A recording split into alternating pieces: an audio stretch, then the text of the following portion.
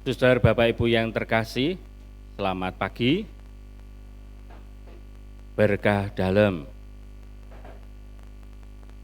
Hari ini kita memasuki masa Advent, masa di mana kedatangan Tuhan kita di hari Natal maupun di akhir zaman kita nantikan. Merenungkan pengharapan, merenungkan penantian yang sungguh kita bisa bayangkan, menantikan kedatangan Tuhan yang kedua kalinya.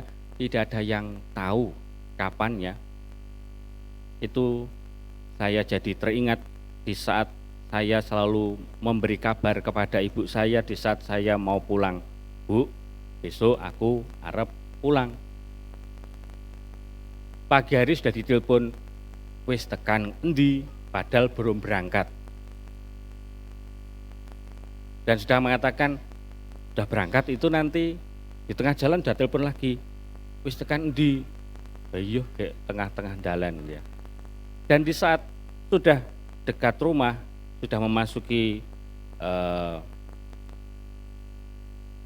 gerbang atau gapura masuk di daerah rumah saya sudah melihat kejauhan kalau ibu saya sudah menunggu di samping rumahnya di bawah sini, lalu jalannya di sini. Dia sudah duduk manggruk ngenteni. Lah kalau sudah monyong mobilnya saya yang kendara itu kelihatan langsung berdiri lalu sumringah. Yes. Anakku yang paling cilik teko. Itulah yang terjadi di saat kita menantikan penuh harapan. Orang-orang yang istimewa, orang-orang yang sungguh memiliki kedekatan relasi dengan diri kita. Seperti layaknya seorang pasangan suami istri yang menantikan kelahiran momongannya. Tentu, pasti mereka akan selalu menghitung-hitung. Iki minggu kepiro Bu? Udah ngitung. Nanti kira-kira nanti kelahirannya kapan? Oh iya, kita harus menantikannya, memberikan susu untuk ibu hamil ya. Nanti wonge sing biasa ditukokne lah, ditukokne ya. Tapi biasanya kalau orang tidak boleh membelikan baju. Ojo, nek diwehi oleh. Terus tuku baju jari ini ora oleh jari ini. Seperti juga layaknya kalau kita mendapatkan kabar saudara kita datang, pasti kita akan menunggu-nunggu, tetapi tidak katakan pokoknya mengko pas hari raya Natal akan pulang. Kita nanti tekan ngendi, kok jari ini budal isuk kok randang tekan-tekan. Lalu kita mulai gelisah, ngalor ngidul seperti layaknya seorang kekasih yang menantikan pujaan hatinya datang malam minggu tadi malam. Ora teko-teko ki jarene wong raudan kok ora teko-teko. Jarene janjian arepe muter-muter alun-alun ping 10. Kok ya ora teko-teko. Dan di saat suara motornya tek datang langsung senyum. Wah, akhirnya nanti diboncengkan. Saudaraku yang terkasih, kita pasti punya pengalaman menantikan dalam kehidupan kita, menunggu-nunggu. Pengalaman menunggu bukanlah pengalaman yang menyenangkan, karena kita bisa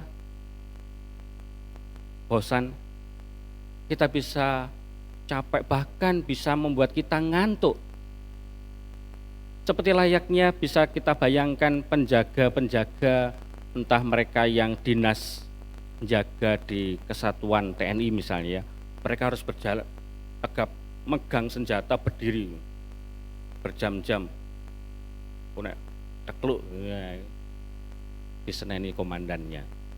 Dan barang siapa tidak siap siaga menantikan seperti Injil hari ini, tidak layak untuk menantikan tuannya. Saudaraku yang terkasih, lalu bagaimanakah sikap kita di dalam menantikan Tuhan? Apakah ya sudah nantikan duduk nyenuk gitu ya? duduk ya wis termangu ngenteni tok begitu saja. Atau nanti ngitung-ngitung seperti dulu pengalaman saya waktu di seminari, kalau mau liburan itu kalender di ruang kelas itu disilang. Kurang pirang dino meneh, libur Natal misalnya sudah disilangi. Karena biasanya pengalaman tahun pertama di seminari itu kangene pol untuk segera pulang. Apakah demikian saja hanya silang menyilang? Atau waktu kita menantikan kedatangan Tuhan juga demikian aja. Lingkaran Advent mengajari kita untuk selalu bertekun, menantikan, berharap akan kedatangan Tuhan. Kita tidak boleh buru-buru. Apalagi kemarin sore ada lomba merangkai menghias lingkaran Advent. Pak Sumet kabeh Romo ben Tuhan Yesus dan segera datang. Apakah demikian? Ya tidak, lilin ndang disumet, papat-papate disumet, dinyalakan semua. Ya tidak, harus dari hari ke hari, dari minggu ke minggu kita menyalakannya. Artinya kita menantikan Tuhan, bukan hanya sekedar duduk, nyenuk, diam saja, tetapi harus juga hidup seperti keseharian hidup kita. Di dalam surat Santo Paulus kita diingatkan, tidak akan berkekurangan hidup kita kalau kita selalu mengarahkan diri kepada Allah. Namun kenyataannya dalam kehidupan sehari-hari pengalaman menantikan itu tidak mengenakkan. Apalagi bagi mereka yang di kantor kerjanya kalau pulang jam piro nak yayasan itu pulangnya jam 2. Delok jam wae, wah orang tang jam loro. Terus akhirnya mondar-mandir, aduh bosku cek nang lungguh nang kono rawani nyulik, lirik, aduh rawani. Padahal menantikan harus kita bisa maknai dengan hidup keseharian kita. Seperti layaknya menantikan Tuhan, kita harus hidup seperti sedia kala kita hidup keseharian. Lah yo biasa Romo kalau begitu, ya memang biasa. Tetapi yang menjadi luar biasa adalah kita harus bertekun menantikan dalam iman. Kita mengarahkan diri kepada Allah dalam kehidupan kita, yakin yang kita nantikan sebenarnya sudah hadir dalam kehidupan kita. Hanya saja kita perlu membuka diri dengan iman. Dalam keseharian kita harus mengarahkan diri kepada Allah karena Tuhan sebenarnya tinggal dalam kehidupan kita.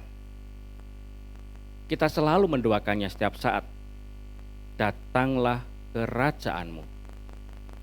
Namun sungguhkah kita menyadari kedatangannya dalam kehidupan kita?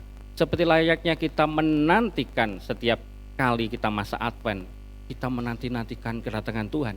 Tapi sungguhkah kita menantikan dengan penuh harapan dan fokus kepada Allah dan sungguh mengarahkan hidup kita, doa-doa kita sungguh terarah kepada Allah. Penantian yang demikianlah yang seharusnya terjadi dalam kehidupan kita. Mengarahkan diri kepada Allah, jadi hidup dalam keseharian, fokus kepada ajaran Tuhan, yakni ajaran kasih, beriman, percaya bahwa Tuhan selalu menyertai kita. Berkat Tuhan melimpah bagi kita semua.